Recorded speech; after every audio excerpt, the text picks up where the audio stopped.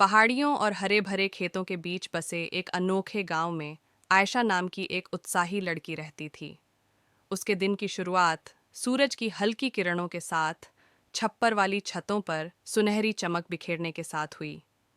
आयशा जिज्ञासा से भरी आंखों के साथ प्रकृति के आलिंगन में प्रकट होने वाले दैनिक रोमांच पर निकल पड़ी। एक साधारण परिवार में जन्मी आयशा की दुनिया ग्रामीण जीवन की सादगी से परिभाषित होती थी।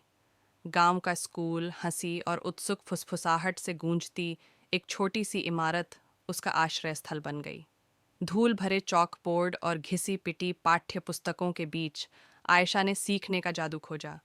उसने अपने गांव की सीमाओं से परे एक ऐसे भविष्य का सपना देखा जहां ज्ञान अज्ञात दुनिया के दरवाजे खोल सके।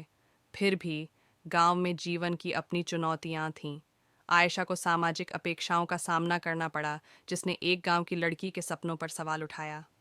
निडर होकर उन्हें परंपराओं को चुनौती देने वाली अग्रणी महिलाओं की कहानियों में ताकत मिली। एक फटी पुरानी नोटबुक उसका कैनवास बन गई और शिक्षा के सपनों ने उसके पन्ने रंग दिए। मौसम बदला और आयशा भी।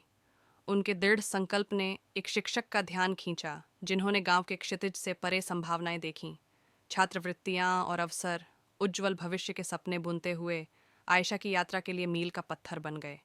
जैसे ही गांव आयशा की आकांक्षाओं की फुसफुसाहट से गूंज उठा, उसकी कहानी एक प्रेरणा बन गई। वह लड़की जो कभी खेतों में नंगे पैर दौड़ती थी, उसकी हंसी हवा में गूंजती थी, अब आशा की किरण बनकर खड़ी है।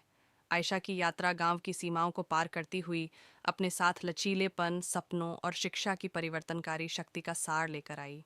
गांव के बीचों बीच, जहां सपने तितलियों की तरह उड़ते थे, आयशा की कहानी सामने आई। एक गांव की लड़की की अदम्य भावना का प्रमाण, जिसने खेतों से परे सपने देखने की हिम्मत की और आसमान का लक्ष्य रखा।